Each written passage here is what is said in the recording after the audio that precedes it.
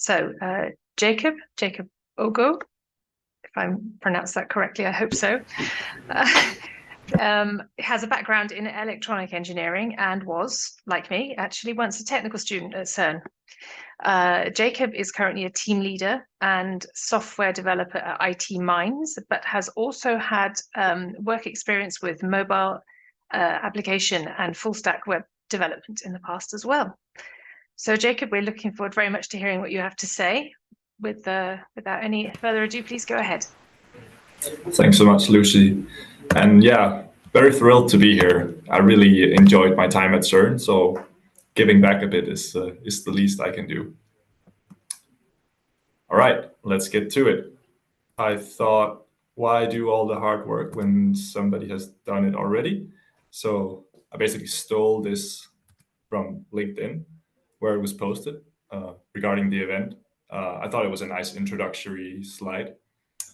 As Lucy said, I am Jacob. I work at IT Minds, a software consultancy company in Copenhagen, Denmark. And yeah, I've been here for 4.5 years now. I'll tell you more about my journey later. So let's just deep dive right into it. When I was at CERN, I was a technical student, like Lucy said, and I was in the beam transfer department in the electronics and controls. I was doing it during my bachelor degree, where I was studying electronic engineering. And my project revolved around GTO surveillance. So basically making sure that we can extract the beam at any time using these kickers to divert the beam away from its trajectory around the accelerator. I worked on upgrading the surveillance system that makes sure that these kickers are actually ready to kick the beam. Yeah, they are used in SPS and AD Horn, for those of you that know the accelerator infrastructure a little bit. And what I really learned at CERN was deeper theoretical and technical understanding of a field that I had never touched before, haven't even heard of it during my studies, also not after when I did my master's.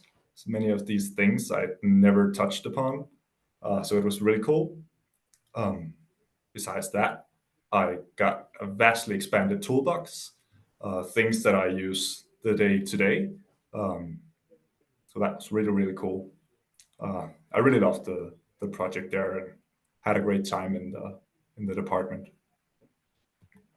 So after CERN, I finished my bachelor's degree in the university, became an engineer. During that, I was also working part-time as a student advisor, where I got some of the skills that are relevant in consulting as well, presenting, communication, some of these things.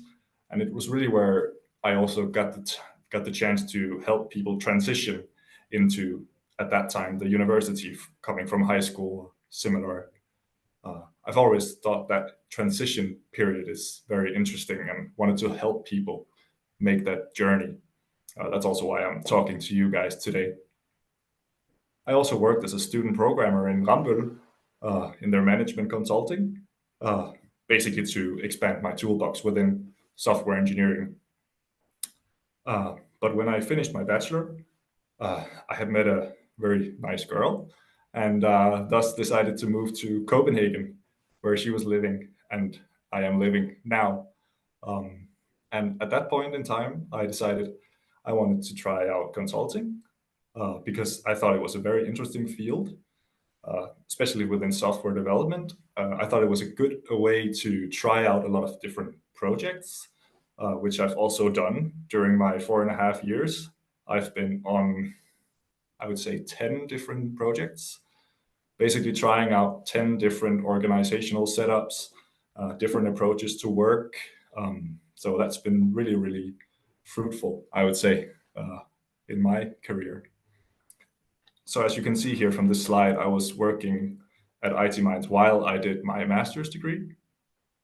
So I was also still in academia. At the end of my master's degree, I did a project with a good friend of mine, which turned into a paper that we submitted to CHI and presented it at CHI 22 in New Orleans. And I think that marks a pretty cool last part of my academia time, because from there on was straight to industry. So I think that was a nice way to finish it off, that time of my life. Yeah, then I basically continued working as a software developer. Uh, and then half a year after that, I transitioned into becoming a team lead, which I am now. Uh, where as a team lead, I have responsibility for other consultants, other developers, making sure that they thrive in their job and they are on the right track in their development. So instead of developing software, I now develop people, which I think is super interesting and a very, very cool thing to do. I still touch code once in a while, but really the team lead part of my job is what I like the most, which is why I started working full time as a team lead actually from this Monday on. So that's what I'm going to do going forward. And I wanted to say something about industry work versus academia or versus life at CERN.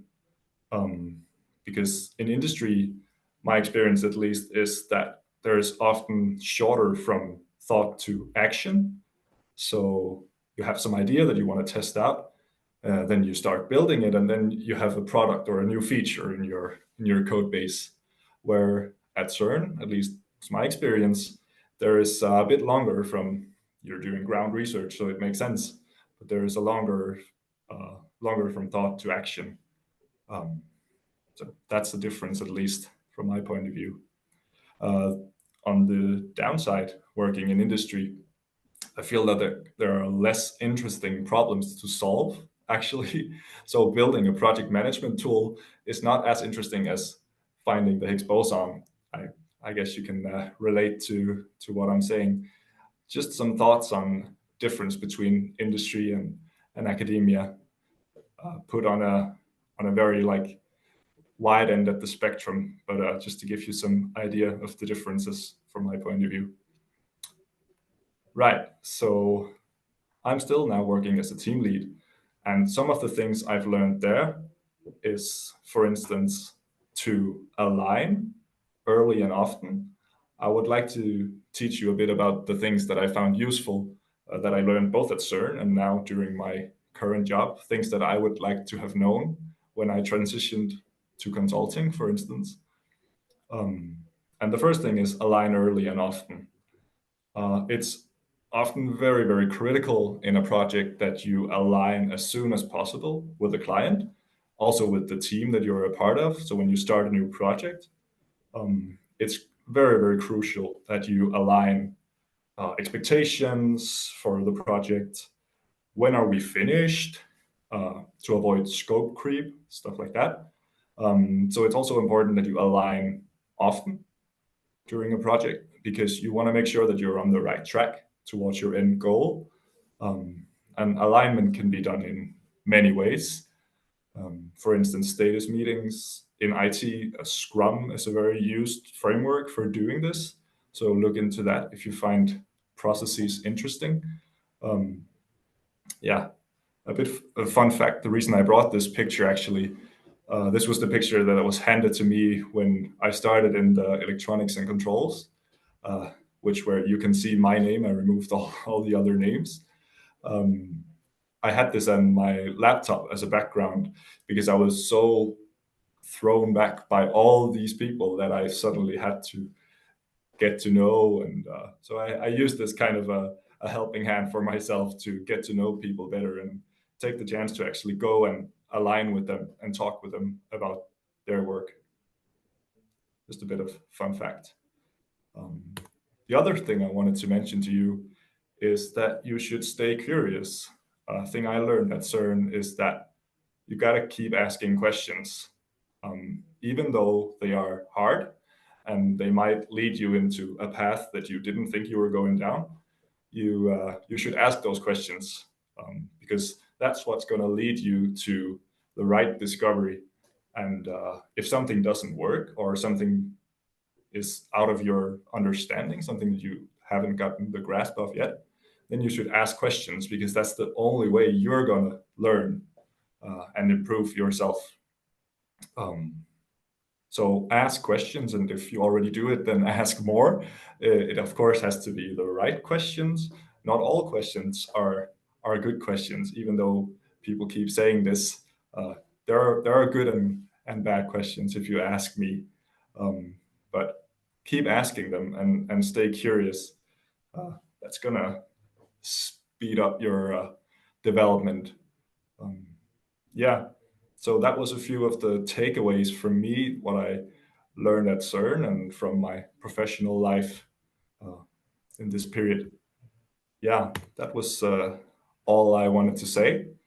So I just want to end up saying thank you for listening, and let's stay connected. I put a QR code there if anybody want to reach out on LinkedIn. And then I hope to see you at Third Collisions in February. That's it for me. Thank you, Jacob. That was very enlightening. Some good quotes there. I made a note. I shall come back to these afterwards.